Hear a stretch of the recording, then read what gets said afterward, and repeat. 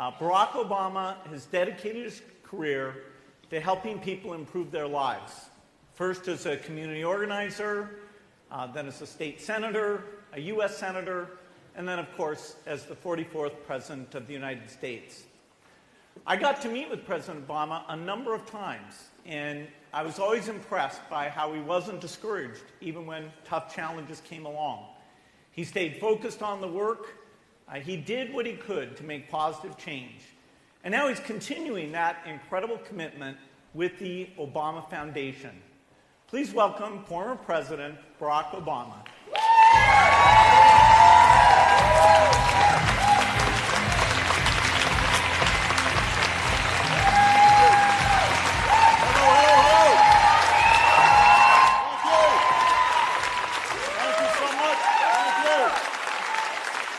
So much. Well, please, everybody have a seat. Have a seat. We got work to do here. Thank you, Bill, for that introduction. More importantly, thank you and Melinda for your tireless efforts towards making a better world. I've been reading about these goalkeepers. You guys are pretty inspirational. And I am excited to be here with you.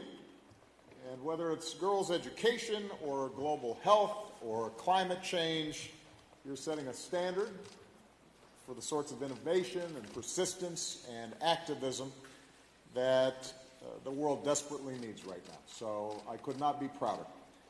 And that's really what I'm going to talk about very briefly before I have a chance for a discussion with Bill and Melinda. I want to talk about changing the world. I remember sitting down with Bill in Paris a couple of years ago, where the world was coming together to hammer out an agreement, a small agreement to save the planet, by taking meaningful action to tackle climate change. It's a threat that may define the contours of this century more than just about anything else. Here was the interesting thing. Bill saw this not simply as a challenge, but also as an opportunity. And I remember him in sort of a matter-of-fact way saying, well, we're going to just have to go ahead and invent some new technologies. Which I said, I agree, let's do that. Although he knows more than me about inventing new technologies. But his tone was, yes, this is hard, but we can figure it out. It's hard, but it can be done. And that spirit, a spirit that says, to quote, I guess myself, yes, we can, rather than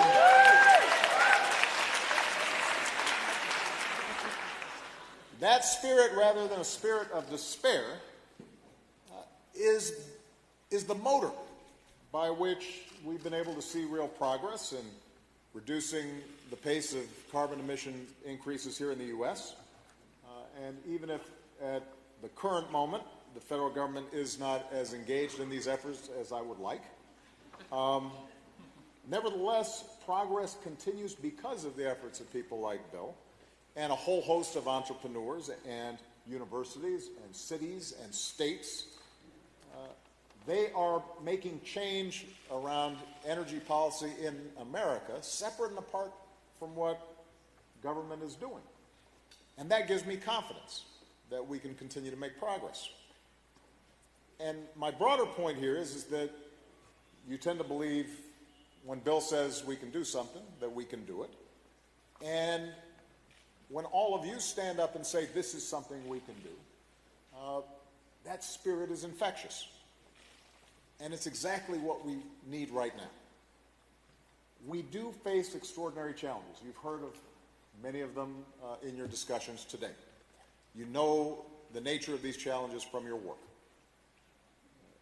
Growing economic inequality, a changing climate, terrorism, mass migration, still too much extreme poverty, still too many girls who are denied an education, the rise of nationalism and xenophobia, and a politics that says it's not we, but us and them.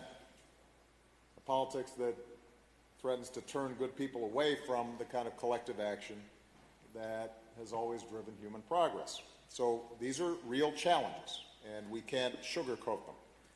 They're going to take a long time to solve. But that can't discourage any of us from the belief that individually and collectively, we can make a difference. We can make things better. And rather than be daunted by those challenges should inspire us and excite us, because it gives us an opportunity to make our mark on the world in ways that we haven't even yet scratched the surface of. We have to reject the notion that we're suddenly gripped by forces that we cannot control. We've got to embrace the longer and more optimistic view of history and the part that we play in it. And if you are skeptical of such optimism, I will say something that may sound controversial. I used to say this to my staff in the White House, young interns who would come in, any group of young people that I met with, and that is that by just about every measure, America is better and the world is better than it was 50 years ago, 30 years ago, or even 10 years ago. And I know that statement doesn't jibe with the steady stream of bad news and cynicism that we're fed through television and Twitter, but think about it. I was born, I know I have gray hair, but I don't consider myself that old. But I was born at a time when women and people of color were systematically, routinely excluded from enormous portions of American life. Today, women and minorities have risen up the ranks of business and politics and everywhere else. And even if we still have miles to travel and innumerable laws and hearts and minds to change, the shift in what this country is and what it means is astonishing, remarkable, and it's happened when you measure it against the scope of human history in an instant. Just since I graduated from college, crime rates, teen birth rates, dropout rates, the share of people living in poverty have dropped, and in some cases dropped dramatically. The share of Americans with college education is up, despite a massive global recession. In the final years of my presidency, the uninsured rate reached a new low. Median household income reached a new high. That's here in the United States. Worldwide, our progress is even more remarkable. And Bill can rattle off these statistics better than I can. But over the past 100 years, we've come from a world where only a small fraction of women could vote to a world where almost every woman can. Since the 1950s, the global average life expectancy has grown by more than 20 years.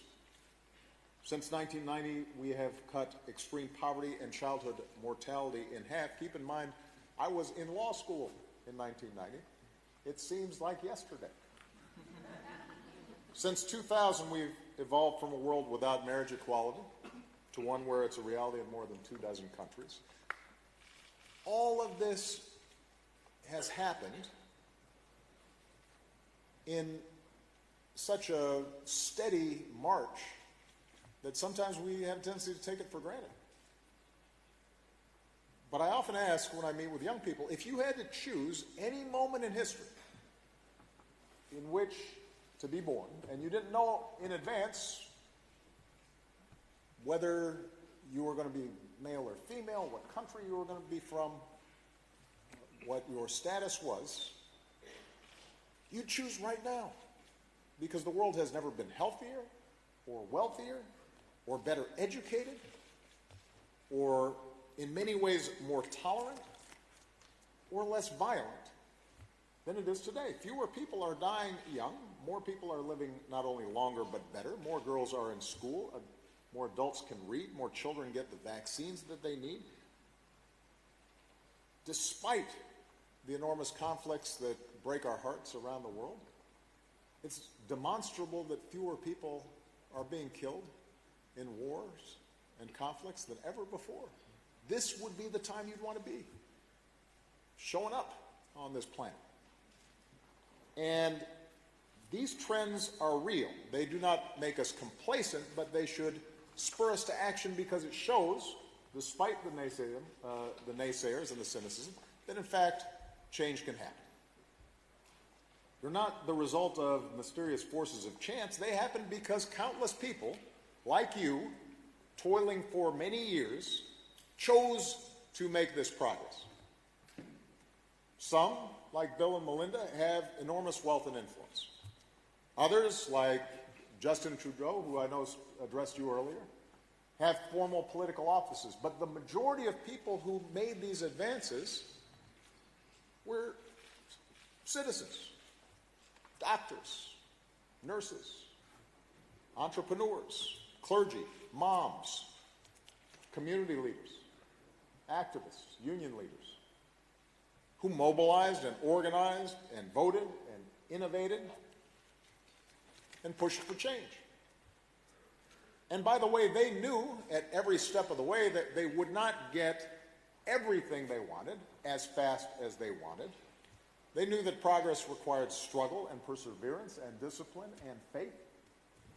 They knew that sometimes for every 2 steps forward, you'll take a step back. But they made things better. And this is something I always had to emphasize to my staff when I was president. Better is good.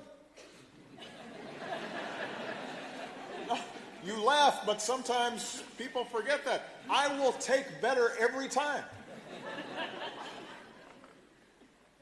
So that's what's needed today. The engagement of everyone who wants to see a better future for our children. And it can be frustrating. I'll take an example here in the United States. Over the past 8 years, thousands upon thousands of Americans threw themselves into the collective effort of reforming our healthcare system. Those of you who live in countries that already have universal health care are trying to figure out what's the controversy here. I am too. These people...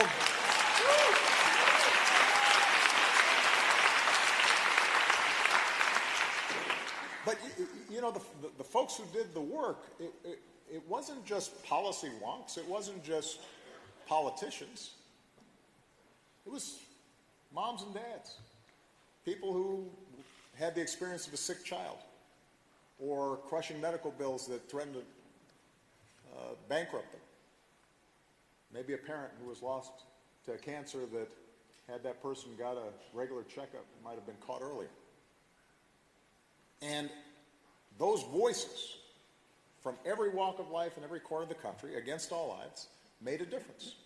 And for the first time, more than 90% of Americans know the security of health insurance.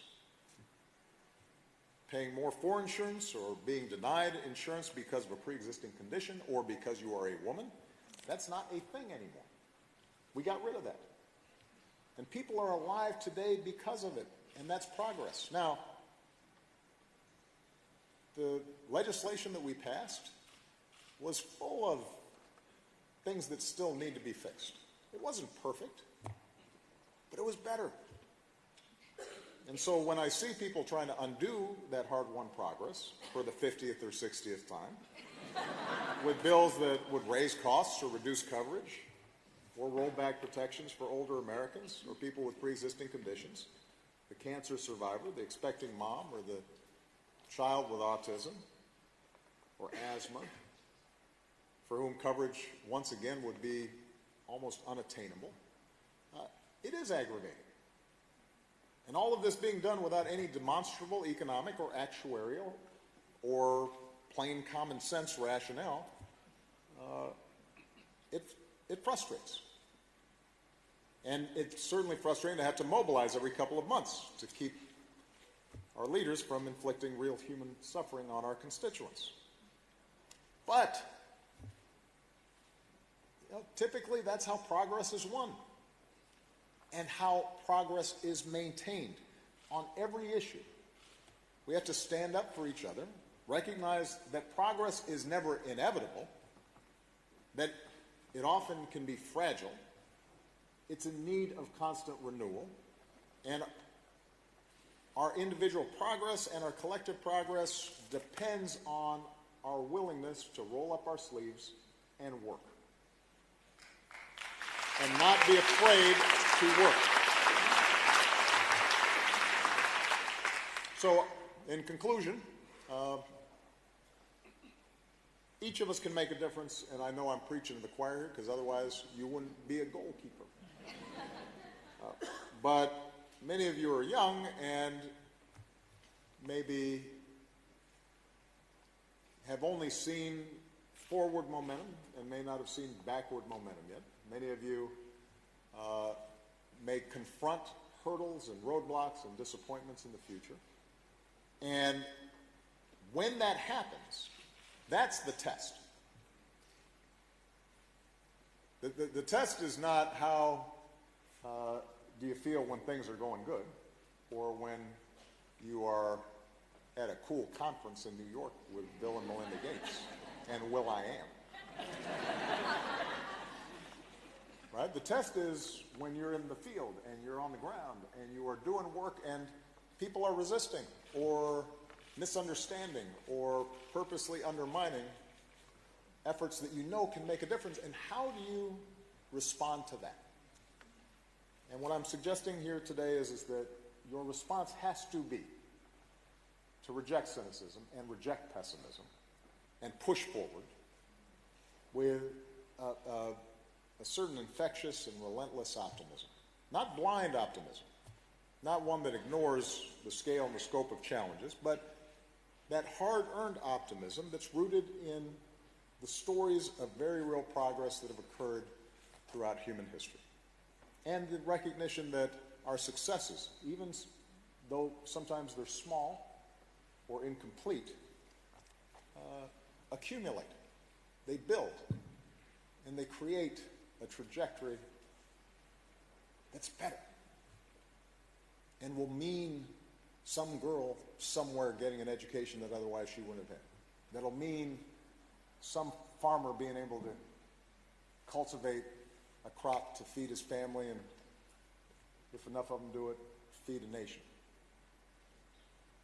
That's what you're fighting for at every moment. Because each new generation stands on the successes of the previous generation. It's like a relay race that we're running. Each generation reaches up, standing on that previous generation, and bends that arc of history in the direction of more freedom and more opportunity and more justice. That's why I spend so much time when I was president convening young leaders on every continent that I visited. That's why in my post-presidency, my emphasis is going to be on training the next generation of leaders to take their own crack at changing the world through the Obama Foundation, which will be based in Chicago, but will have projects and programs and digital networks all across the globe.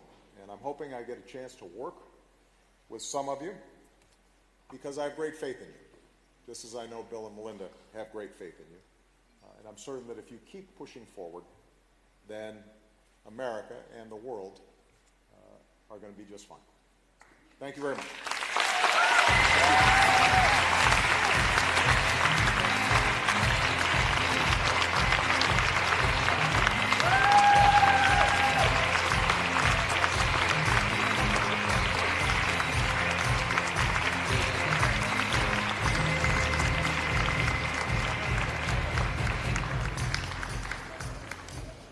You have some theme music here. That's good. Those were incredibly inspiring remarks, I think, for all of us. And She's using one of the things that strikes me in the conversations we've had in this room today, as you know earlier, as you said, Prime Minister Justin Trudeau was here. I said it when I came back here, bro. And, I said it when I came back here.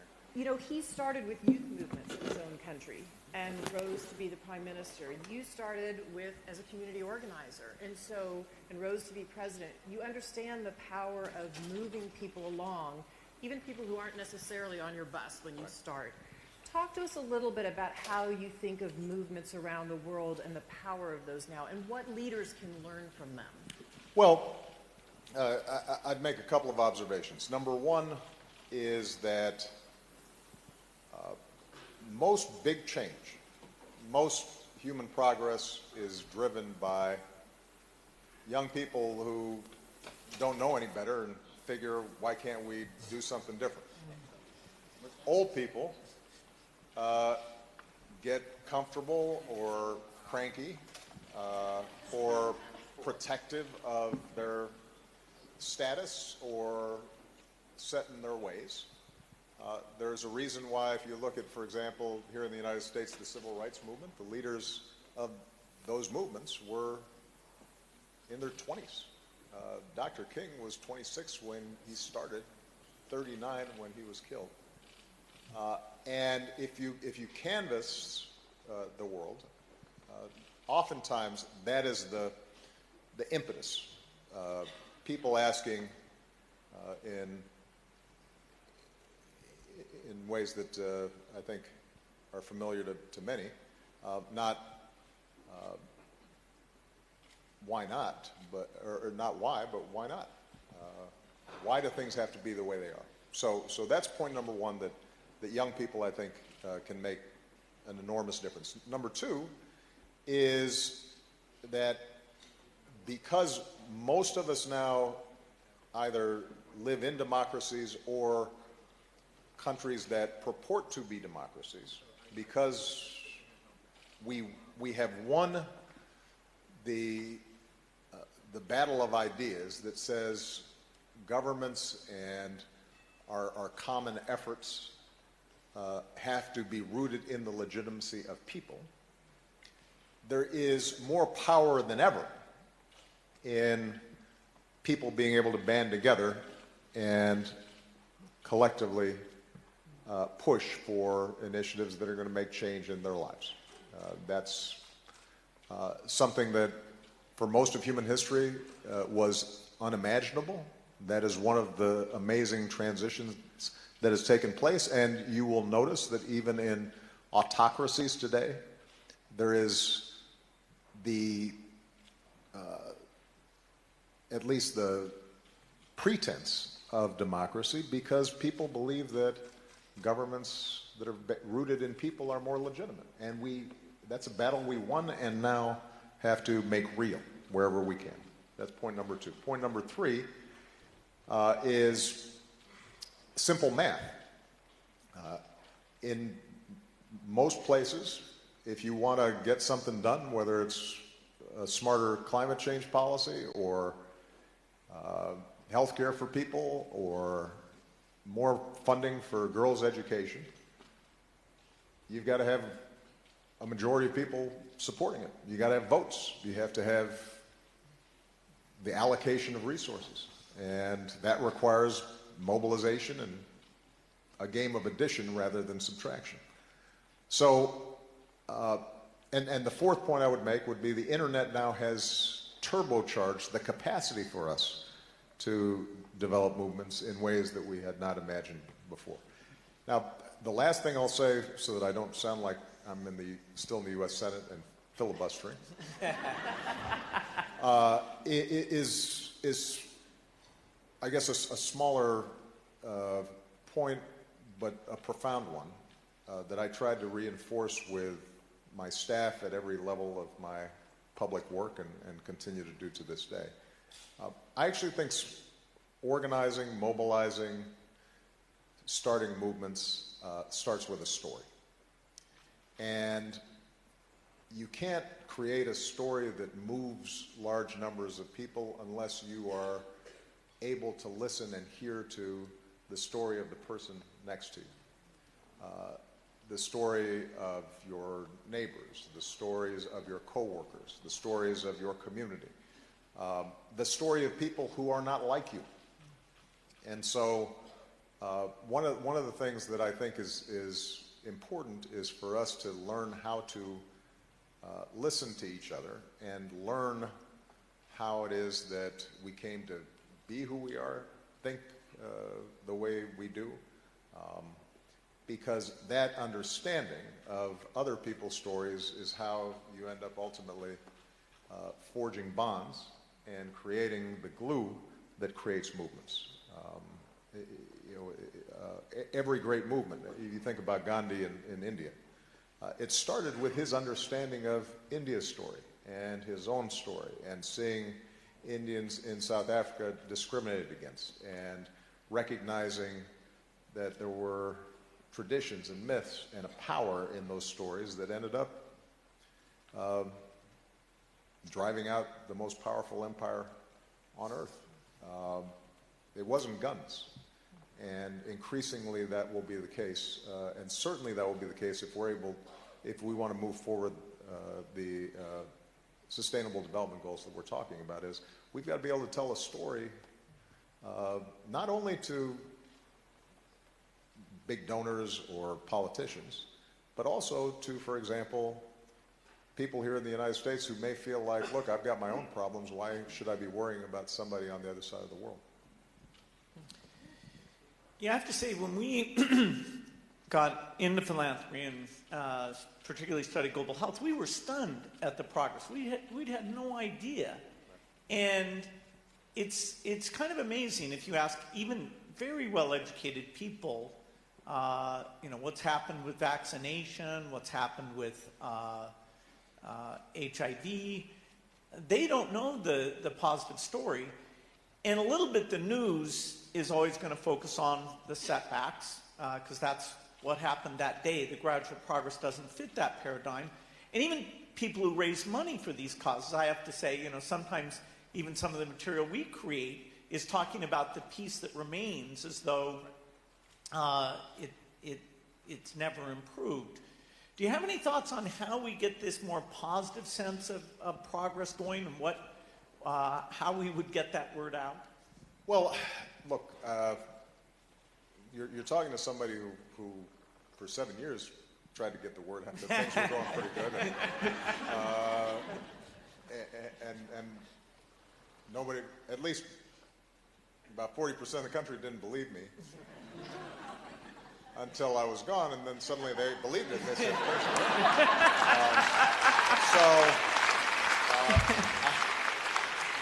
so with that caveat, I'd make a couple observations. One, you're right, Bill. There is the nature of the media, and maybe just the human brain, is to fasten on what's wrong, not on what's right. And I'm not sure we're going to be able to change that, right? Visual displays of a fire are much more interesting than just a building sitting there. And so the fire is going to make the news. The building sitting there nicely and people are walking their dogs in front of it and stuff, that will not make the news. So I don't think that we can count on conventional media necessarily to spread the word. This is, though, where the power of the internet has not, I think, been harnessed the way it needs to be, particularly when we think about young people and young audiences. Malia and Sasha consume information differently than I do. And I think that those of us who've been involved with policy work are still putting out these reports with pie charts and this and that, and that's not interesting to them. But stories and visual representations of progress can go viral. There's a hunger for it. It's just that we don't systematically think about it. And so I think when the three of us were talking a while back, I mentioned that one of the areas that I'm deeply interested in is how do we build sort of a digital platform whereby people can go to find out what's happening that is moving the progress on issues and then activates them. Because I heard somebody, I think maybe Trevor, saying an important point. I'm very interested in how online communities can move offline. How this incredible power to convene through hashtags and tweets and this and that and the other eventually leads to people meeting each other and talking to each other. And I think that we have not fully tapped that as a way of spreading the word about progress that has been made. I also think it is important for us to put some friendly pressure on leaders to tell good stories and to make sure that we don't that we aren't so rigid in our partisanship or ideologies that we are not willing to acknowledge and share when somebody who might be of a different political persuasion has done something really good, even if it runs contrary to our short-term political interests. I mean, I always used to say, as big as the differences were between me and my predecessor, George W. Bush, that what his administration initiated with PEPFAR was a singularly important achievement that we needed to sustain and build on. And I didn't think that somehow detracted from me to say that somebody from another political party did something really smart and really good and deserved credit for it. And I feel as if these days, within our political circles, that's a hard thing for people to bring themselves to do.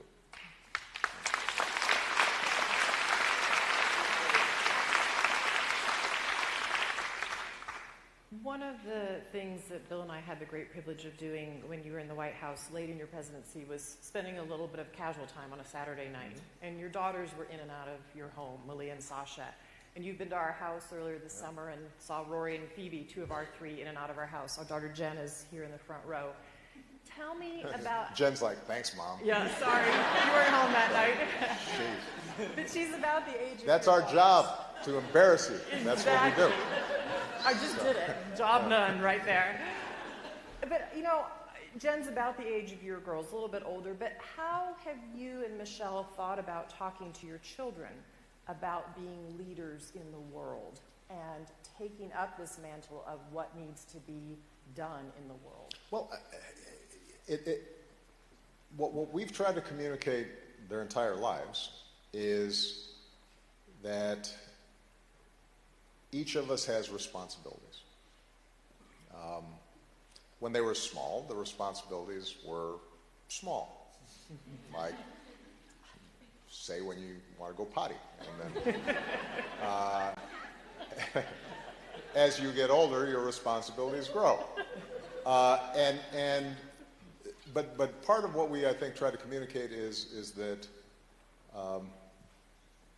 being responsible is an enormous privilege.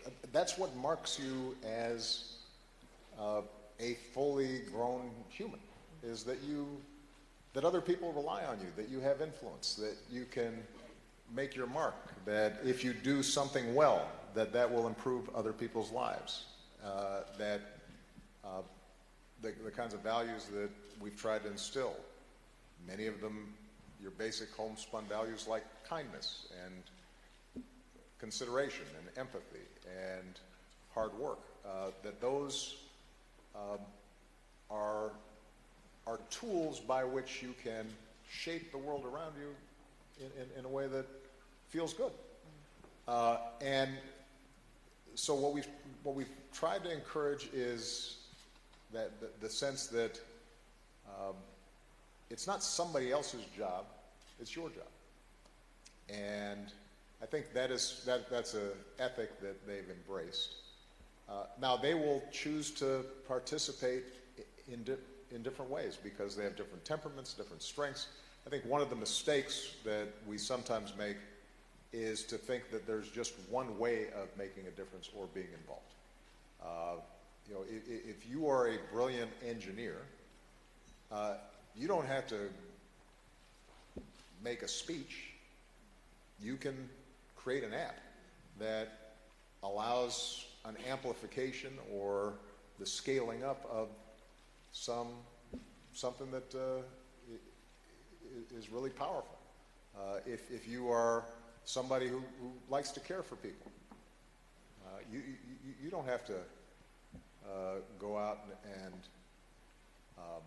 lead the protest march. You can mentor some kids, or work at a local health clinic that is going to make a difference. So there are a lot of different ways in which to make a contribution, and we try to emphasize that to them as well.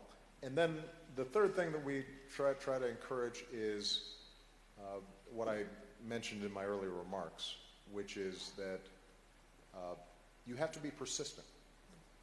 I always tell people that my early work as a community organizer in Chicago taught me an incredible amount, but I didn't set the world on fire. I got some public parks for communities that needed them. I started some after-school programs. We helped set up a job training program for people who had been laid off of work, but those communities weren't suddenly transformed. They still had huge problems.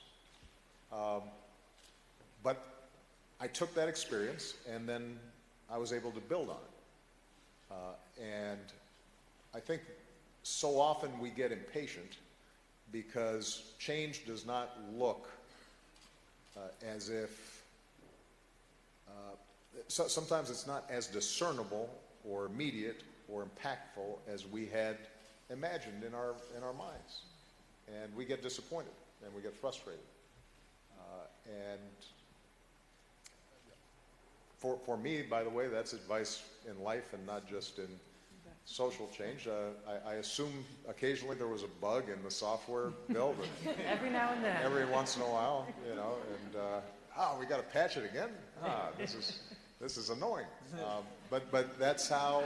That's how. Than that. I wasn't known for my patience. I didn't hear, oh darn. Bill, did you have one last question? Yeah.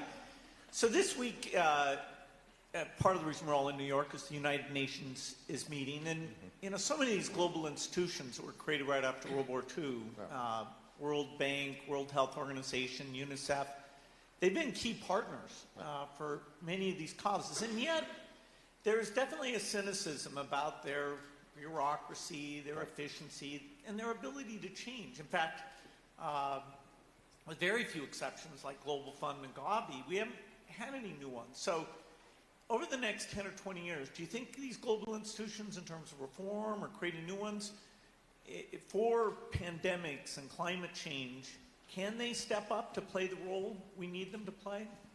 Well, let me first of all say that the biggest problems we confront, no one nation is going to be able to solve on its own. Not even a nation as powerful as the United States of America.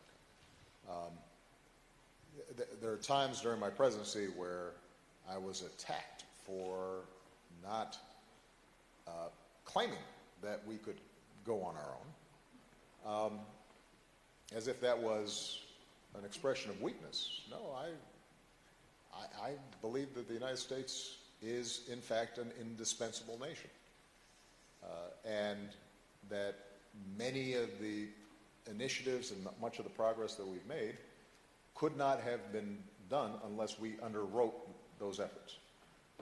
And I'll use as an example our handling of Ebola, which in retrospect, I think a lot of historians would argue was one of the, if not the most effective emergency public health intervention in history.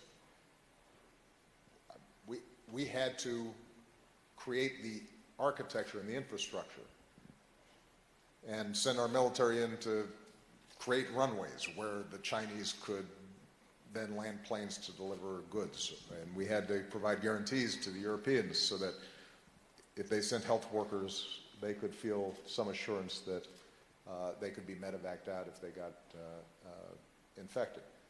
So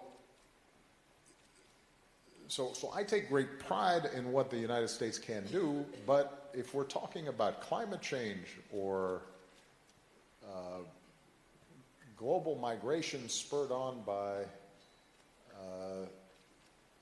drought or famine or ethnic conflicts, we're not going to be able to solve those things by ourselves. And as you indicated, Bill, if we get an airborne pandemic, unlike a slow-moving, disease that's difficult to transmit like Ebola, if we haven't built ahead of time some structures to deal with this, millions of people could be adversely impacted. So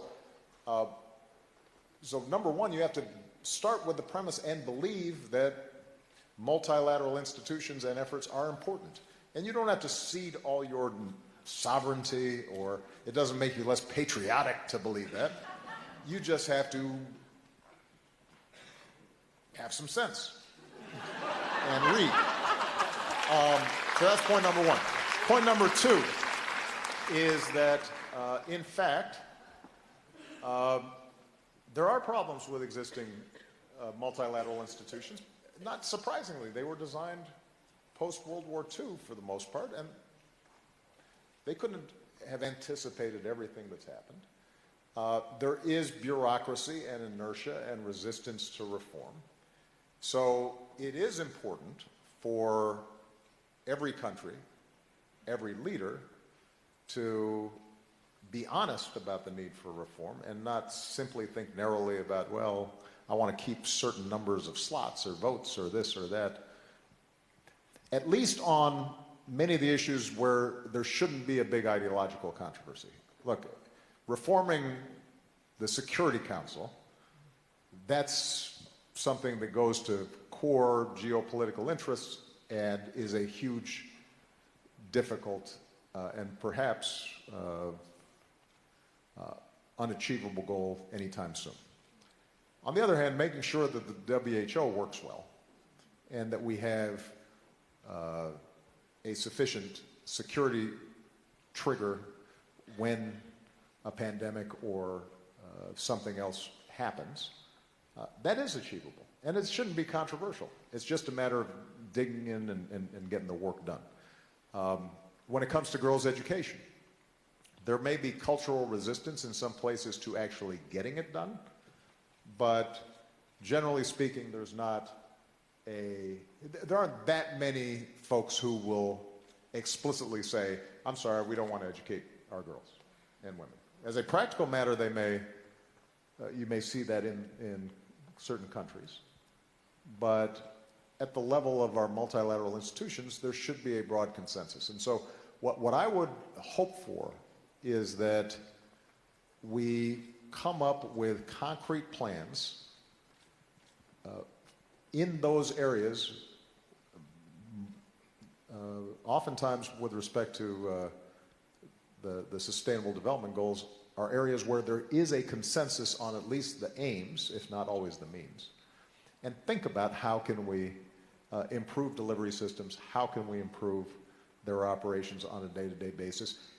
But ultimately, the last point I would make, that requires leaders to feel as if it matters and is important. That in turn requires the public think that it matters and is important, because unfortunately what you discover is that most politicians and elected leaders are followers and not leaders. They're called leaders, but most of the time they follow. They see what do their constituencies care about, and they respond. And one of the biggest challenges that we've had is that, and I speak most intimately about the United States,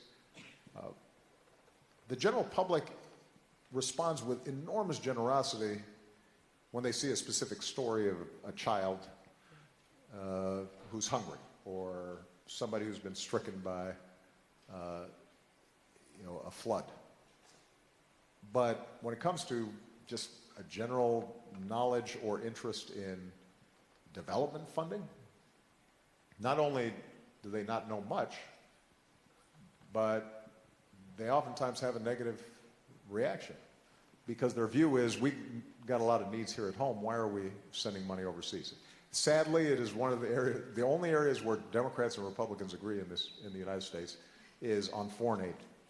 And repeatedly you've seen public opinion surveys where people wildly overestimate what we spend on foreign aid. They think 25% of the federal budget is going to foreign aid and helping people other than folks in their towns and their communities. So the need for public education in the ways we talked about that promote, that tell a good story, that point out that this is actually a bargain, that connect what we do with respect to development to security, not in a perfect correlation, but to say that, look, if you've got failed states, then generally some of that's going to spill over on us. If you have economies that are failing, ironically, if you are concerned about immigration and mass migration, it's really a good investment to make countries work so that people can eat. Because then it's not like they're dying to get on a dinghy and float across an ocean. If the place, the country where they were born and they loved was functioning. So thinking about ways in which we describe this both as an economic imperative, an environmental imperative, a security imperative, the more we can influence public opinion, the more you'll see politicians respond. That doesn't mean that there is not an enormous role to play for NGOs, philanthropy, and so forth. But, and I've said this to both Bill and Melinda, even with the incredible generosity and enormous skill with which they've deployed their resources over the years, the U.S. budget's still bigger. A lot. And, you know, this notion that you can, that I hear sometimes from young people, that you can work around government and work around politics because it's too messy or it's corrupt or it's, you know, I just don't like those folks or what have you. I'm sorry, guys, that's not going to work. If you want to get done what you're talking about, you will have to combine effective philanthropy and technical know-how and smart policy engineering with getting your hands dirty, trying to change public opinion and trying to ensure that the people who are in charge of the levers of power are responsive. And that will require work, and I guarantee you, you will be disappointed at points. But what a glorious thing it is to be responsible for saving the world. That's your responsibility. And on. Thanks.